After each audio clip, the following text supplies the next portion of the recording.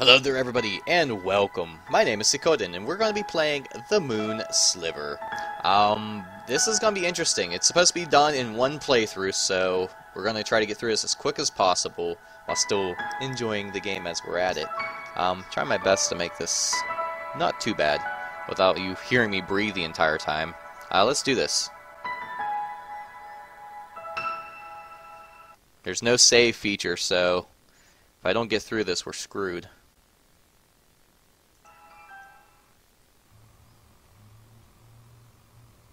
Right mouse button is for flashlight, and left mouse is to toggle.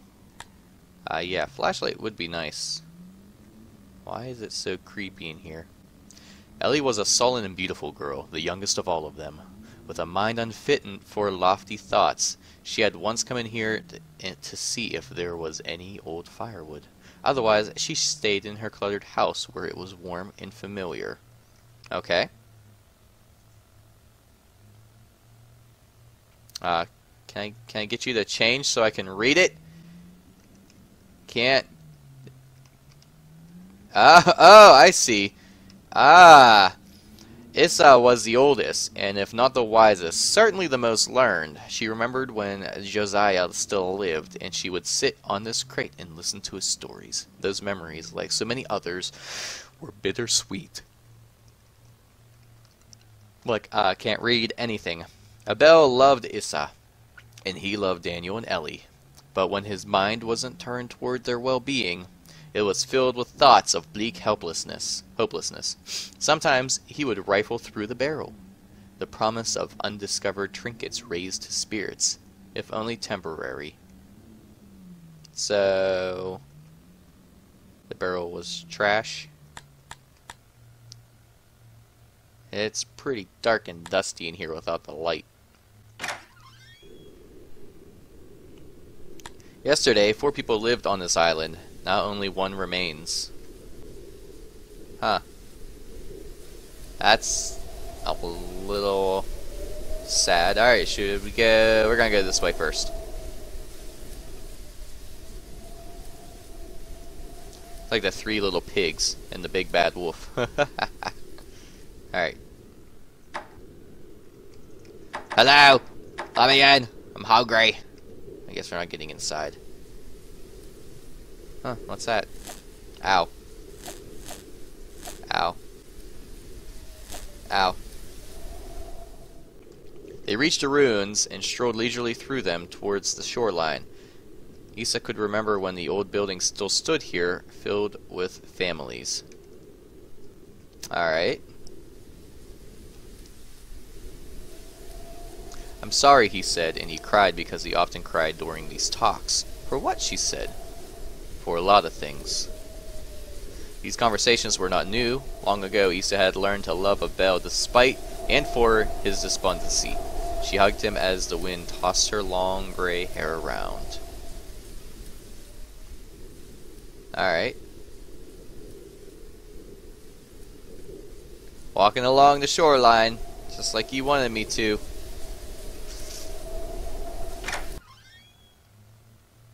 Issa kept a smile on her face, although she did not feel like smiling. She sat down beside the flashlight. What about Ellie? Has Ellie mentioned anything to you? She said. She didn't take it either, he said. Nor did I. And nor did Abel. Abel, she said.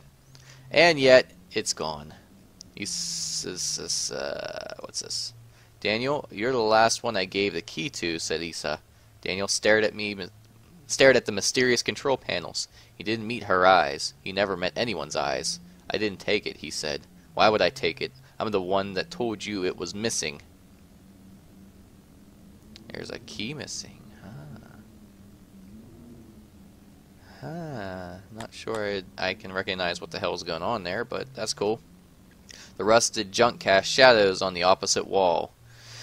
How do you know Abel didn't take it, he said. Because I trust him, she said. He's a dismal man, but he would never hurt any of us. Do you trust Ellie? Daniel didn't answer immediately. I trust all of you, he said, because that's how we have to live. So, were you guys like shipwrecked on an island? What is that? To charge my flashlight, maybe? Yeah, okay. Alright, what's in here? I'm saying that she knows more than she's telling us, said Ellie. Some books. What is your problem with Issa? Daniel said, putting his book down. He was annoyed at being interrupted here. Still don't know what that is. My problem is that she's a liar, said Ellie angrily, fiddling with the knobs on the machine as she paced around. And that I have to keep explaining this to you over and over again. You don't know her like I know her. Exactly. You're not an impartial judge, he said. My problem is that she's still a liar, and I'm still clicking on things. She keeps the chapel locked, and she's the only one with a key, said Ellie, leaning on the barrels and folding her arms. So you're saying she took it, he said. Alright. This story is going nowhere, for now at least. The mysterious liquid had drained from the tank and into the water long ago. That's nice.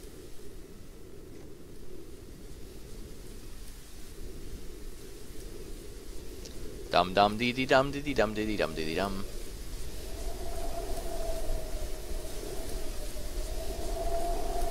So, are we supposed to follow this, or... No, I guess not. So if I look down, everything looks normal. To a degree. This place was a forest once. Not anymore. Alright guys, so who has the key to this little locked place over here?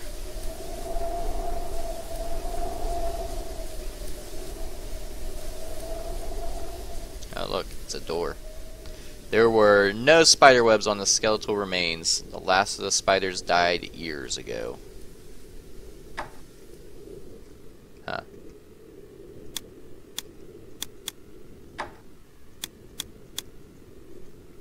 So we got a puzzle here.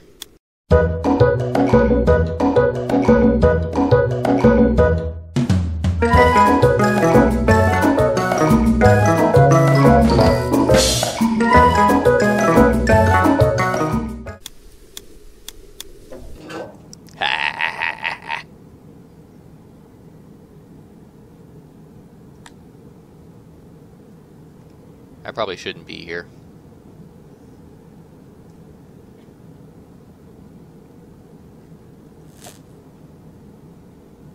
I can hear, like...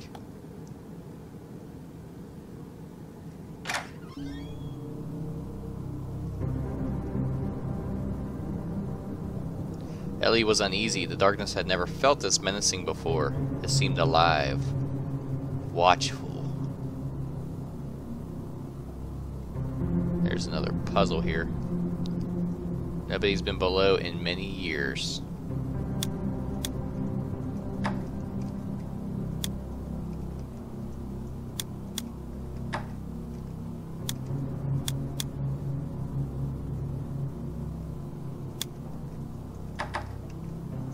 Alright, we'll come back. I'm gonna go this way first. I'm not gonna sit here like the other one.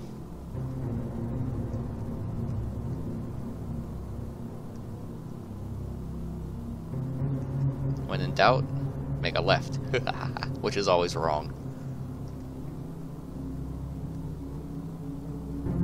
I hope there's a power outlet in here.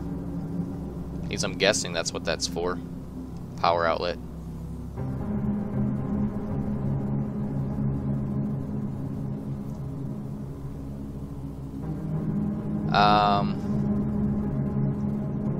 A family of rats lived amid the crates of dried food. They were perhaps the last animals left alive.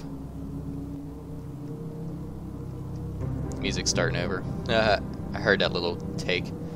Alright, so... how am I supposed to decipher these?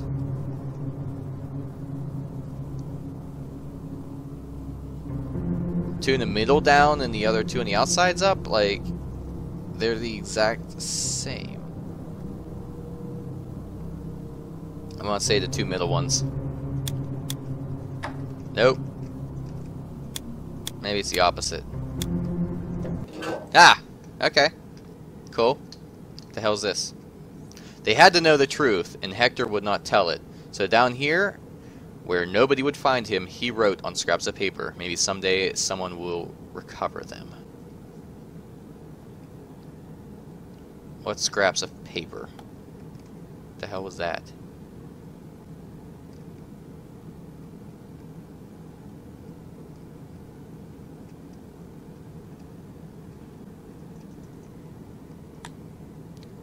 Yeah, it's real dark without the light, so I hope I can find these scraps of paper, quote unquote. Forget it then.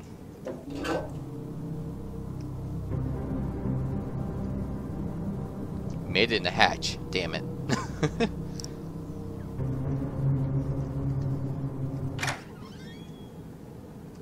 The hatch is all I have.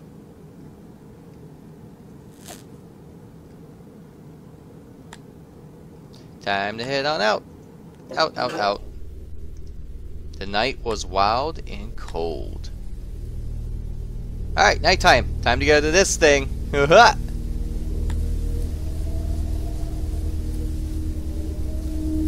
It is nightfalls. Alright, or not. Whatever.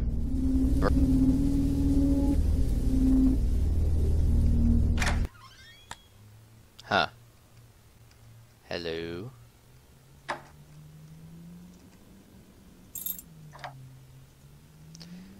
He watched Ellie put her clothes back on, his eyes unfocused, not really seeing her. She didn't say anything. Her lips were pursed in the internal, ignorant scowl. He got up from the bed and opened his box. He used to believe that one day he could plant the last few seeds and they would be able to grow food again. But now he knew that the ground was poison. Isa had given the seeds to him for safekeeping. Isa loved him. Isa trusted him. His eyes filled with tears, but he didn't let Ellie see. "I'm supposed to meet Isa for a walk," he said. She didn't answer. She just left. Abel read to escape. Daniel read to feed his lofty, strange thoughts. Isa read to pass the time. But Ellie, as far as Abel knew, she hadn't opened a book in years. What did she do all day? He didn't know. Sometimes he worried about her. He worried about her all the time. He worried about all of them. They were as melancholy as he was. But were they? Were they? Were they? A note. "There's an evil man on this island, and I know him well. We played together as youths. We have cried together. We have eaten together. We have loved the same women. Betrayed the same women. He is my constant companion and my worst enemy. He puppets my arms, legs, and mouth to his own selfish end, and secretly hurts everyone I love, as I watch helpless, with their unfelt blood on my hands. He gifts my flesh with indescribable pleasures, and blight my soul with unutterable despair. His name is Sin, and we are irrevocably bound together. Irrevocably bound together. Surely there exists no hell worse than this." Alright, good times. They can make more candles. They couldn't make more wood, so Abel burned candles. Alright, so I guess we got everything in this little room.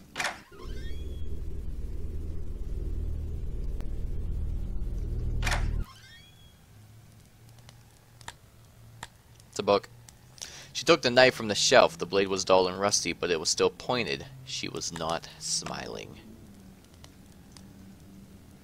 "I remember when the moon still shined, when each night was bathed in warm silver, and the shadows were mysterious and friendly, and the island was a place of joy. That was many years ago. Since it disappeared, this place has become cold and stark, plagued by an inexplicable sense of loss and despondency. Daniel and Ellie are young. They do not feel it. They don't remember what the world used to be like, but Abel and I do, and we are both filled with longing for intangible joys that it can no longer provide, for friends that do not exist, for feelings that cannot be reasonably felt. When I was younger, I smiled because I felt like smiling. Now, that smile is a disguise." Isa could not talk to Abel about her feelings, because Abel was overburdened with his own.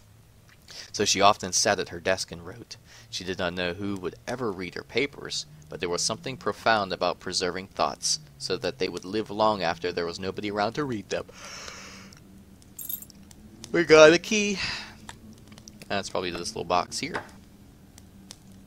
At least I thought it would be for this box. That key goes somewhere else, apparently. Oh, there's another key. How many keys are there? Alright.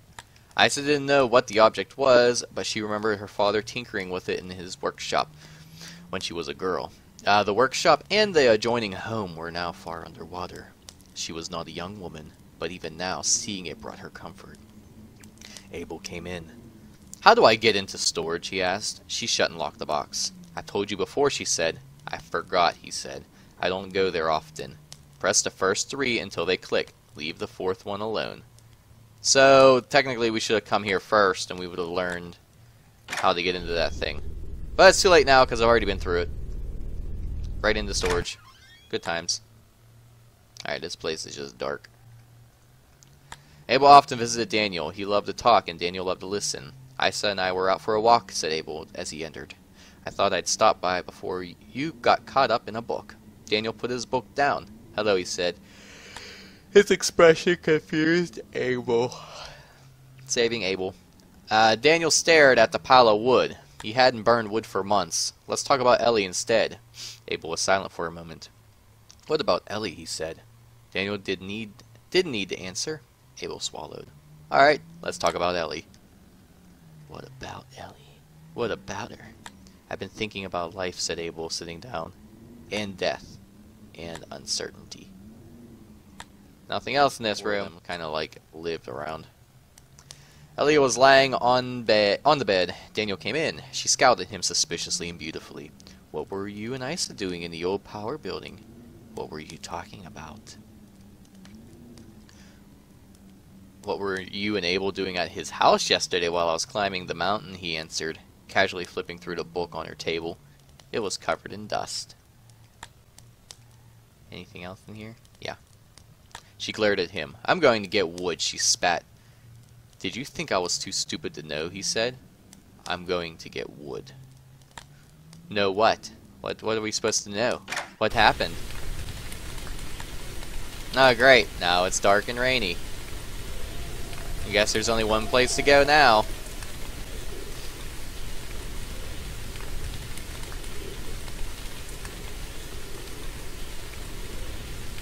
It's night falls and it's raining on my head.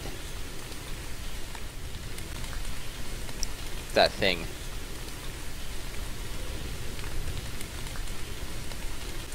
That little charger on it.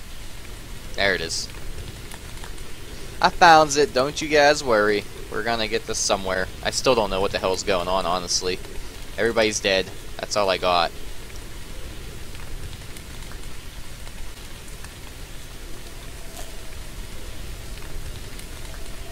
Give me some power for my flashlight.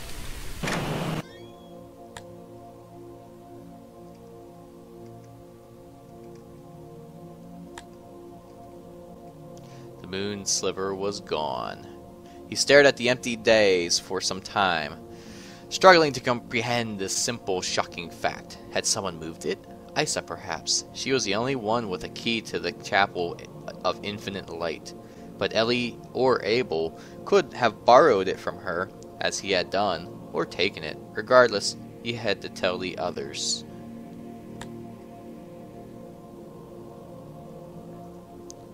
The word of Hector. The moon sliver was written by the pure spring rain upon pages of dried leaves and found by noble Hector. The moon spoke to Hector, saying, "Take this, the moon sliver, and make for it a place in the chapel of infinite light. For it is a holy document. Man cannot read it, but its every letter is known to the demons of the night, and greatly feared. Know that it will protect you, and even should my light cease to bathe the night in holy silver. Give it a place of honor, and treat it as a prized possession, for it is your weapon against evil." And so Hector took the moon sliver and placed it in the chapel of the infinite light, upon a silver pedestal. And the night was warm with light, and the day was bright with warmth. Alright, so that means whoever took it Again, the moon came to Hector in a dream. The woodland teeth has vanished, it said. Your people are safe for now. But it still waits, lurking in the depths. It fears the moon sliver, and it will not dare appear again while the holy document remains in your possession. But know this, should the moon sliver ever be destroyed, even my divine light will not be able to save you from the wraith of the woodland teeth and the darkness of hell. Keep it safe, keep it ready, and may you live in prosperity on this island that I have given you. Let your prosperity be a sign that the words I speak are true. The woodland teeth, the monster of the forest, was more tenacious than the other demons. It hated the people of Hector and desired to take the island away from them, and it lurked in the dark corners and unseen passageways, scheming horrific schemes. It came to pass that Ursula was taken, stalked by the woodland teeth in the dark underground, attacked, and dragged down to hell.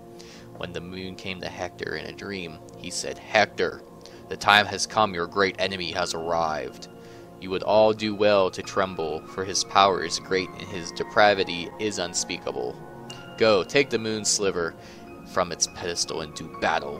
And so Hector went to the Chapel of Infinite Light and retrieved the moon sliver and went into the tunnels. Alright, so moon sliver's missing. Hector's fighting something. I'm lost. And now, it's dark as fuck.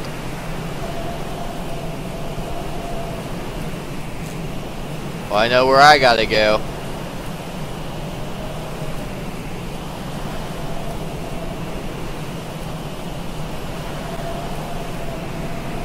Come back when nightfall comes. When it's nighttime, come back here. It's nighttime, come on, let's go. Why is it not nighttime yet? Oh, hey, it's nighttime. You should go to the nighttime place. Return to the mountain where the nighttime is. Wow, it's dark as shit. I couldn't remember the last time she had been under the mountain. There was no reason to come here, but she had looked everywhere else. She clutched the old knife in her right hand. Yesterday, the moon sliver went missing. Today, Ellie, Daniel, and Abel were all nowhere to be found. She knew the word of Hector by heart. The sinister implications were not lost on her. Let's do this. Ellie, she called. Daniel? Abel? Abel heard her and answered, I'm here. There was something strange about his voice, something Isa didn't like. What are you doing here? I'm reading of ages past, he said. Do you know where Ellie and Daniel are? She said. I do not, he said. They are missing, she said. They are missing, and the moon sliver is missing. Do you understand me? Do you understand what this implies? I do, he said. The night fall in a few hours, and we need to stick together. We can sleep in the same house, mine or yours. We'll keep the fire burning. We'll keep the door locked, and we will pray, Abel. We will pray to the unseen moon for mercy and protection. Are you happy here, Isa? We can't stay in the dark. It thrives in the dark. Are you happy? Yes, I'm happy. Please, Abel. There were tears in his eyes, and he struggled to control his voice. Isa, I know you. I know every inch of you, and I know every corner of your mind. You aren't happy. None of us are happy. Isa didn't respond. I'm staying here. The tears were flowing freely now. I would like it if you stayed with me, Isa. Please stay with me. It will find you, Abel. I'll let it out, Isa. I destroyed the moon sliver. Isa was shocked and silent. I burned it yesterday after I talked with Daniel. Her eyes were filling with betrayed, angry tears. What? Abel, no. Why? Do you want to be dragged to hell? Do you want us to be dragged there with you? We're already in hell. This island, this horrible, barren, lonely island, this place of sin, this is hell. I saw the blasphemy scraps of paper Jeremiah found. Those many years ago, I read them before they were destroyed. Perhaps I was the only one who did, and I did not believe them. But I have lived life since then, and I have seen the truth of their words. Isa could not respond. As tears streamed down her face, she just kept walking towards the sound of his voice, the knife clutched in her hand. You did not read the blasphemy scraps, Isa, but I did, and blah blah blah. But I remember them with incredible clarity, supernatural clarity even. Fear not the dark shadows or the scratches in the night, for the woodland teeth is your salvation. It is your escape. It said this and more, Isa. The woodland teeth is not here to take us to hell. It is here to take us away from hell. She could see him ahead, her flashlight beam cutting through the sickly fog. He was sitting in a chair, a book on his lap. As she approached, she could see that he was crying too. "I believe the word of Hector," she said, "and I will not go to hell. Please trust me, please." "I believe the word of Hector," she said again, and she put the knife to her chest, point first. "No, no, Isa, please don't. Stay with me. Don't leave me alone. I love you," she spat tearfully. "I love you so much." She closed her eyes and pushed. She remembered where the heart was located from one of her father's old books. Abel was too slow to catch her falling body. He knelt beside her and sobbed for some time. He was not a strong young man anymore, but Isa's body was light. He could take her out to the water. She had always loved the water. But then what? Read? Read until it found him? No. He didn't feel like reading anymore. He was ready to be rid of this entire cursed island, books and all. He would simply wander, aimlessly and freely, to take one last look at the island, and free the wind blowing of memories away. And then, when night fell, he would return. And wait. Ah, shit.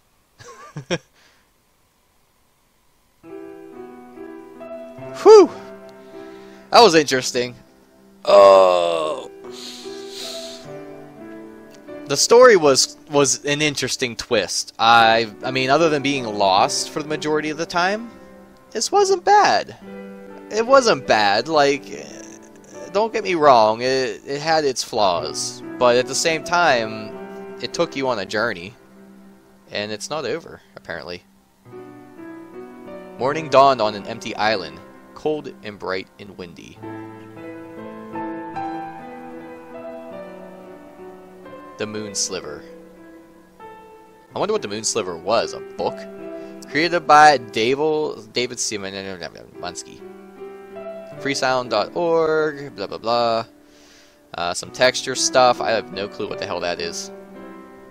The engine is Unity 4. They ran the Unity engine for it. Dedicated to Rachel. The end.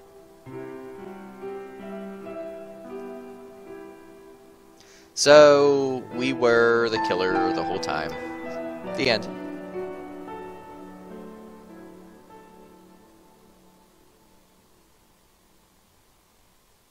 Or is it? I can still look around. Is it really the end? Oops, I'm going the wrong way.